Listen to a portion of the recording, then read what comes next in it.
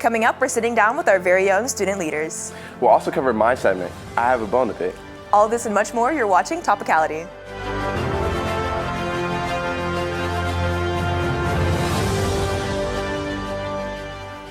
Hello Panthers, it's Autumn Bishop with this week's Topicality News Brief. Let's get started.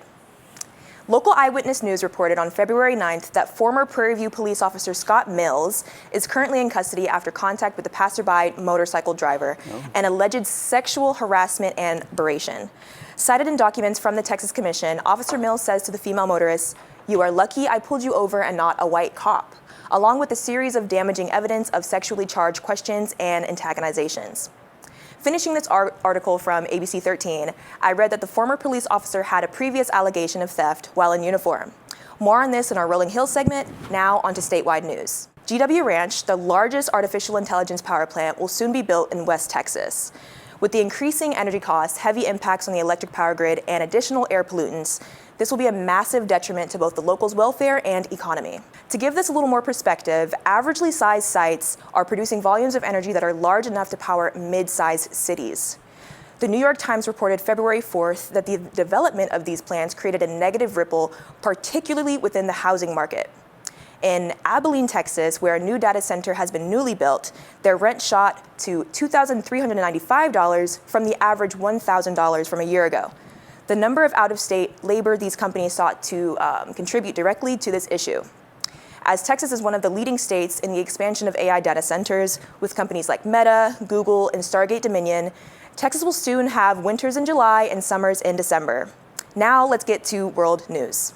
Cuba is experiencing on record the worst fuel shortages in the 21st century. Its power plants, factories, and gas stations have been at a standstill because of the current U.S. sanctions on oil and the threatened tariffs on Mexico and Venezuela if they offer sponsorship.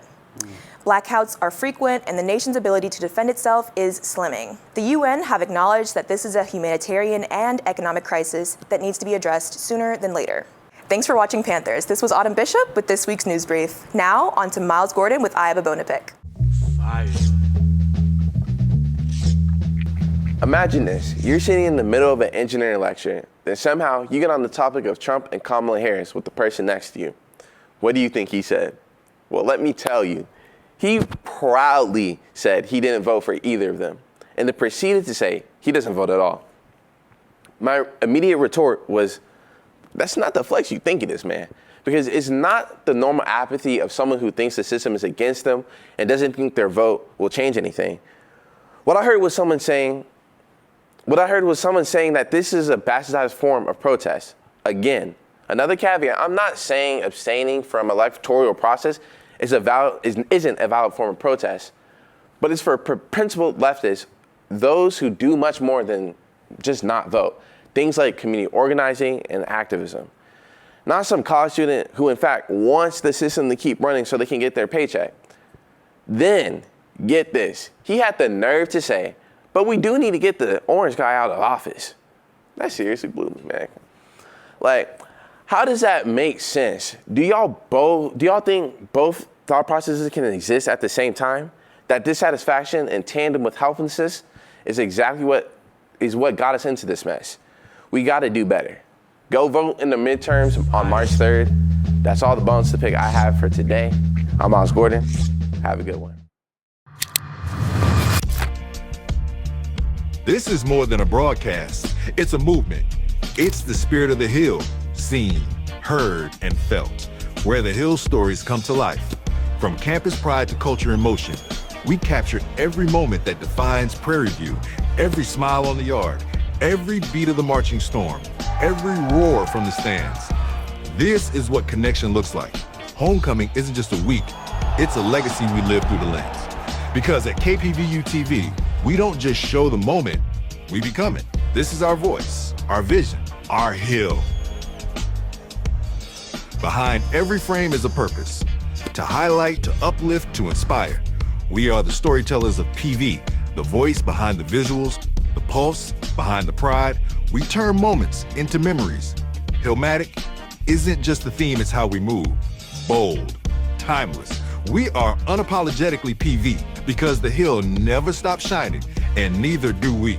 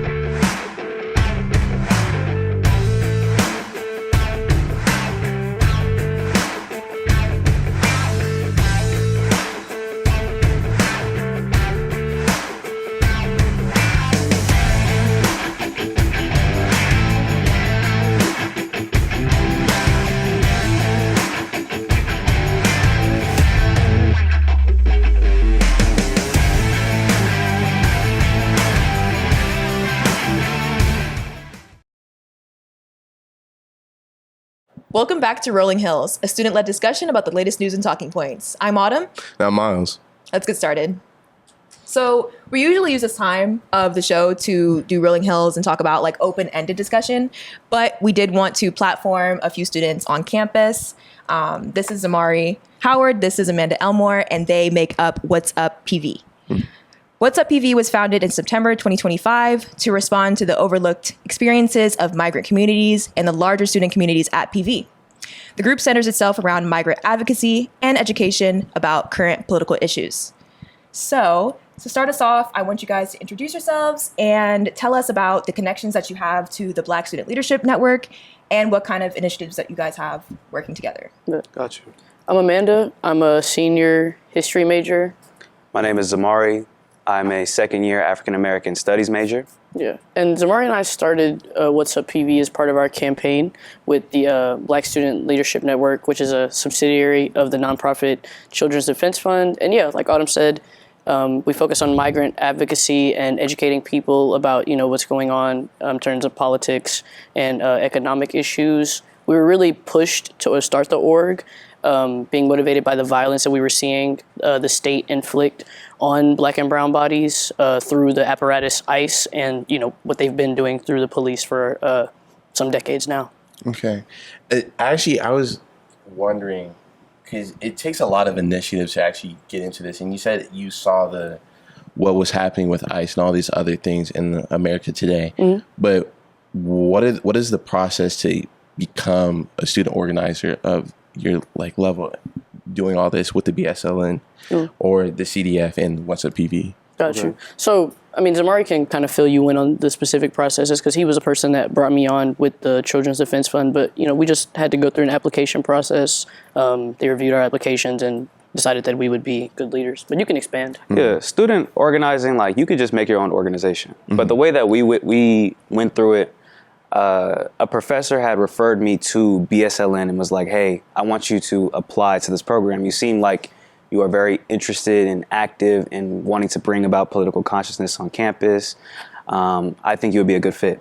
So I applied, I got in, and when we got to the Tennessee headquarters, they were talking about how we needed to form our own organization and what can we do to, what can we possibly bring to our campuses, right? Mm-hmm. And I realized that I would not be able to do that by myself. You know how big this place is? Be serious. So I was like, okay. And I knew I had talked with Amanda. I had met Amanda the semester prior. We were both in a public history class. And she seemed politically conscious. So I was like, you know what? Let me see if she's down, if she's willing. Mm-hmm. Yeah. And so then... Shut up. Yeah, shut up. But y'all are doing all this, and you I've personally seen the What's Up PV flyers you have on campus. So that's one of the initiatives that you have. And we were talking before about some of the other things you're planning on doing and how you're going to bring political consciousness to the campus. Mm-hmm. So can you tell us about what that is and what are your initiatives that you're going to be doing? And also demands as well. Yeah, demands. Okay. Got you. Our key demands at the moment are just to ensure the safety of students by we want the administration to come out and denounce the actions of ICE, mm-hmm. prohibit them from coming to campus, and just ensure the safety and protection of students from state violence. Okay.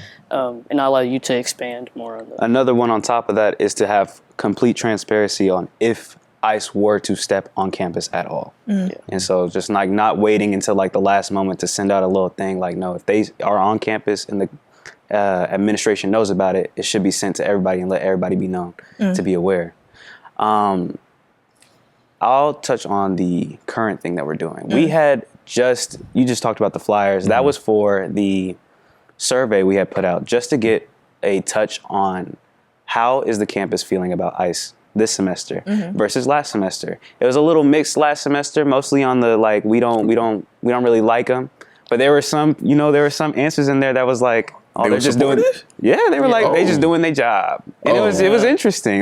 That was last semester though. Okay. That was before we got Renee Good and Alex Preddy and their murders, and what we're seeing right now in Minneapolis, Minnesota. So we decided, okay, well let's do another one this time. Okay, we're gonna put it out this time, and I wouldn't say surprisingly, but it is overwhelmingly negative. Nobody messes with ICE. At least the participants who recorded their answers down in our survey. That is something that we're doing. We're going to compile that information and come out with a newsletter in which we're going to talk about the rights that you have in regards, like, let's say an ICE agent comes up to you. What rights do you have? What can you do and what can you not do in the event ICE were to pull up to you? How can you be prepared in the event that it's an all-out battle between the students and ICE agents like we're seeing out there in Minneapolis?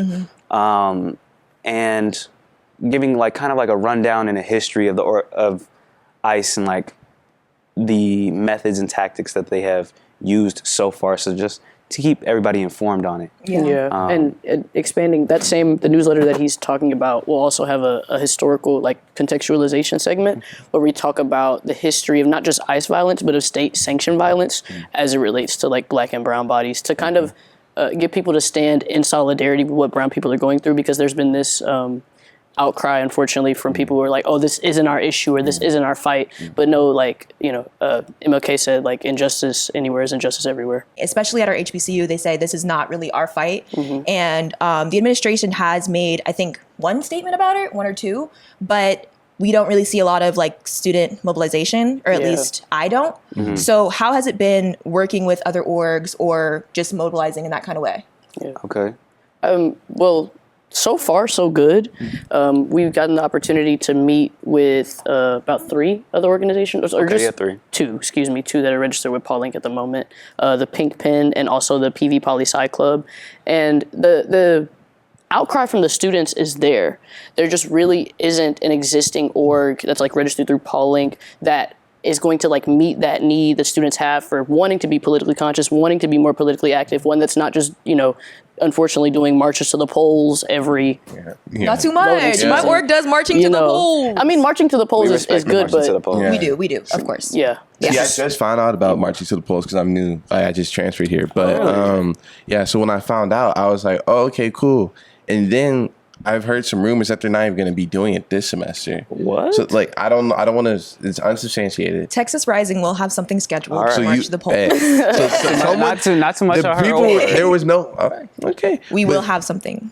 But with that, you're saying all the collaboration with all the different orgs on campus.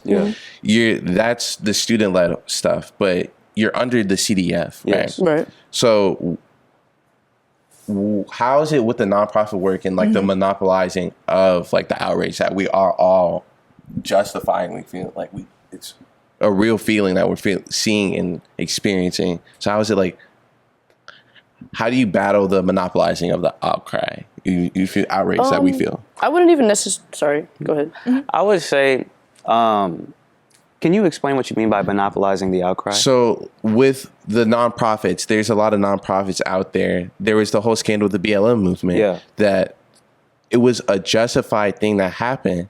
Like the rage that we felt with all the state sanctioned violence that you were talking about. Right. But what actual work was done, or there was a lot of people who profited off of the outrage. They literally made money and then they just dipped. They would say, hey, Black Lives Matter. I'm gonna make my money. My Black Lives Matter, and I'm gonna leave. So like, how are you working with that as a student organizer under a nonprofit? Well, I mean, CDF does like actual good work through the Freedom Schools. So that's what I'm saying. And Zamari can kind of, expand on the work of the Freedom Schools, but CDF does like educational and like developmental advocacy for teens, for children, for adolescents. So they're not like a new nonprofit that's just trying to take your money. Like they've been around. Old ones take your money too, though. That's right. But CDF with their Freedom Schools and like they do 2 main things. They focus on increasing literacy rates among K through 12. So if you need help, if your children needs help with, school and schooling and just being more engaged and being more active, you can send them to a Freedom School and they will come out better. It's been proven. But I don't have those statistics, so I apologize. I like that there's a bunch of institutions throughout the nonprofit world that is like good, but also, there's also a critique with the whole entire complex. But all that and much more after our break. Greetings, Panthers. I'm Yasmin Lackey, your 1876 Foundation intern. Today I have Miss Tamika, a member of the foundation, here to tell you more about our upcoming events. Hello, Panthers. My name is Tamika Newman. I'm a member of the 1876 Athletic Foundation Board. This board exists to raise funds in support of Prairie View A&M student athletes. This month, on the 28th, we are hosting our inaugural 5K Family Walk Jog. This event is going to feature a 5K race, after race refreshments, an after race party, and an opportunity to shop with vendors. Students, join us February 28th. Register as a group or an individual at 1876.foundation.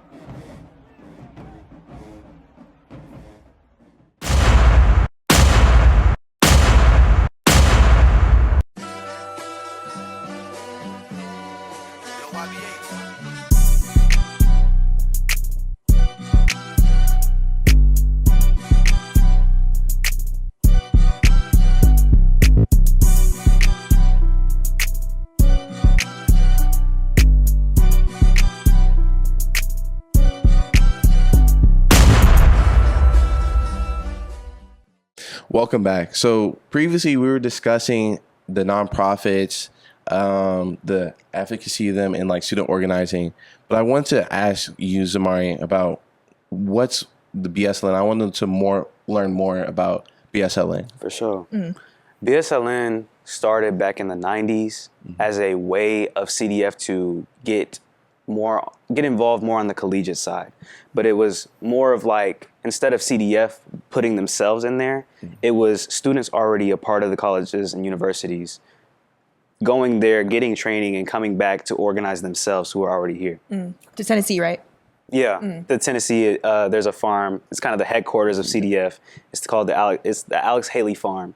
Alex Haley, the creator of Roots and the autobiography of Malcolm X.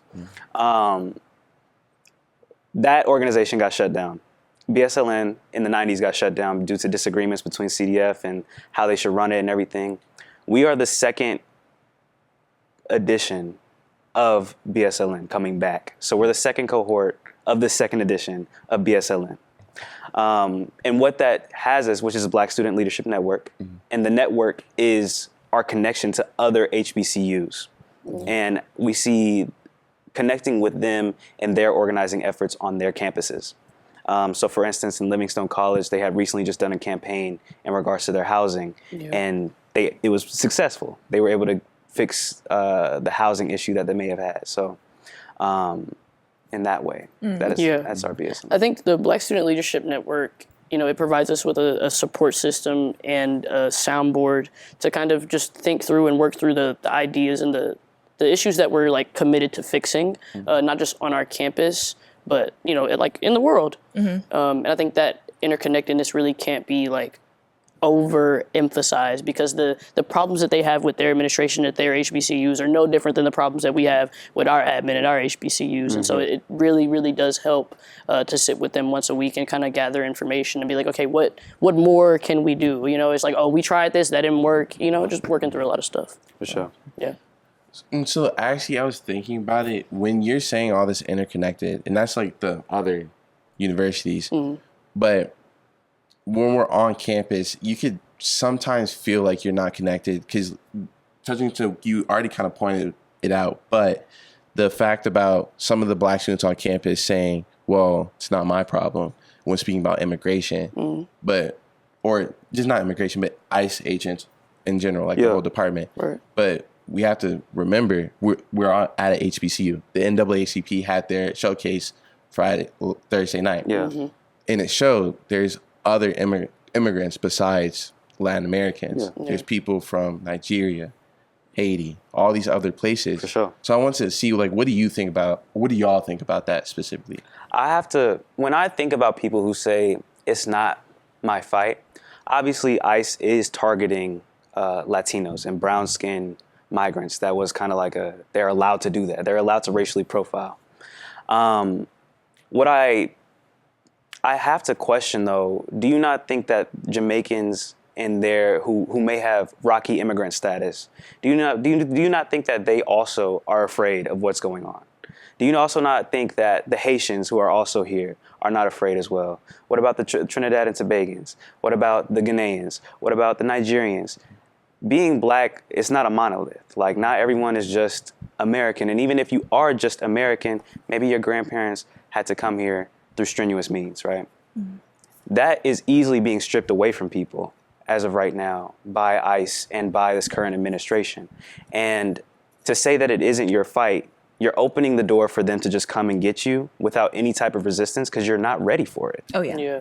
Yeah. So My apologies. I apologize. So if we can concede, okay, it's not our fight, but when they show up at your doorstep, looking through the Ring cameras in your neighborhood. Oh, yeah. Let's not get What that. you Ring gonna ad do? for the Super Bowl. Yes. Right. What you gonna do when they start tracking you because you said something about Palestine or you said something against Trump and his administration, and now you have an ICE agent knocking at your door trying to get you out? Now what? Yeah. And it follows this recent trend that Zamari and I were discussing the other day of America like shifting further towards the right, just in general. And we're seeing this a lot with Black Americans. And really that is like one of our key goals here, obviously migrant advocacy, but also just raising consciousness and awareness, because when you don't say anything, you have to understand that they're coming for you next, right? Like, your citizenship status is just as tenuous Wonky. and futile, exactly, as theirs is. Getting rid of the birthright citizenship. Exactly. Right. You know what I'm saying? And it's just like a couple centuries ago, you wasn't even a citizen. So let's not forget. We had to Let's not fight for that forget. right, and they're currently trying to strip that away. And if you're gonna sit there and say that it's not your fight, I don't know, be ready to move out the way when people are ready to actually do something. For sure. Absolutely. And it's the left that's doing that, or at least people that you would consider to be progressive. So it does make me a little sad, but I feel like there's a lot of people in our generation that do want to take on collective action, especially you guys. We just have to figure out unconventional ways of doing it. So what do you guys think is missing in the discussion about ICE, or like the approach to combat ICE or change, student body's outlook on it? I'll go first. You go second. I think that there's nothing really that we can bring that is brand new to this issue. I think the discussion itself is missing. Oh, yeah. So it's not that what can we bring to the discussion, it's that the discussion isn't being had on campus. And I think that's the problem. Because we could bring something new, but only as a collective. I can only do so much by myself. Amanda can only do so much by herself. But together, as a collective student body, if we all are banded together and we all are like, we stand with the migrants and we stand against ICE in their violent ways, I mean, what could really stop us at that point? Yeah. I think that was a perfect way to sum it up. I think the question that you mentioned something about like the left, or like it being like you asked what was missing in the discussion, and I think the little discussion that I do see of it does come from like a very liberal perspective. I wouldn't necessarily say like the left, because that's very like broad and very non-specific. But I think I've been seeing liberal discussions of like maybe just reforming ICE, or let's just build Cop City. Let's train the police. Let's train ICE. Wait, let's make the cops black. an issue. If Right. we make the cops black, It'll all be fine. right? Like, Going back to Yeah. a news brief earlier. As Like if you- there wasn't a story not that long ago of, I believe, 4 black male police officers brutally abusing their power on a black man. Officer And- Scott Mills, Prairie View officer now, in The jail one- right now one that she for mentioned, sexual misconduct. Right. Representation is not going to be the thing that saves us. What will save us is collective action and collective organizing against a state that doesn't consider you a person. Yeah. You feel me? For sure. So, And then, because, I'd like, one thing that I'd like to say is because the Senate and the Congress is actively going against that right now. Like, that's why the government's going to be shut down soon. again? Because they're fighting, they're talking about reforming the DHS. A partiality of Yeah, the but- government has been shut down Yeah. last week. Okay. Because it's a whole thing. But I wanted to talk about we're talking about the organizing, how your personal credence with that, and how you want more people to be able to participate. Yeah. But what is your thoughts and your worries on, like, at what point does that organizing and advocacy become performative? Like, what do y'all think? I mean, I think it just becomes performative when you don't remain true to like whatever yourself, like true to yourself and true to the progress that you aim to make. I think when you become lackadaisical and maybe not as committed, it could give performative. I think celebs, content creators, even like the political grifters that you see on YouTube. I think sometimes people get caught up in the social capital and social momentum gained by these things. But I think it's important to remember the behaviors, the actions that we're supposed to see and that are like show progress of you doing this work and actually making change in your community. For sure. If your actions don't match your words, then what purpose is your words? It's just there to, what does it make us feel better? There's no point. I do think that performative activism is beneficial because I think that they're performing for a reason. They're on stage. So I feel like celebrities that wear Ice Out pins or, I feel like, it's arguable that it does dilute the cause, but it also platforms people. So I do think performative activism should end. It should be at a point. They don't need to be with actual organizers in the fight because they don't have the methods to. But I do think that it can be beneficial for Yeah. I mean, they do have, it's not to doubt that they have access to a lot of people, you know what I'm saying? Millions of followers online. And so maybe them saying Ice Out and all that. But if your actions and everything that you're doing is still like, if we check your spending history. Oh, yeah. And we find out that you are, flying, like, you know what I'm saying? Like if your actions, and we find out your actions are not, you know what I'm saying? It can't be. I respect that. I respect how organizers are definitely consuming the regular, general narrative on being intentional with, where you spend and, who your leaders are. But this was a great discussion. Thank you guys so much for being here. We wanted to platform leaders like you guys. So, yeah, that's it for Rolling Hills. Thank you guys so much for watching, and we'll see you guys later.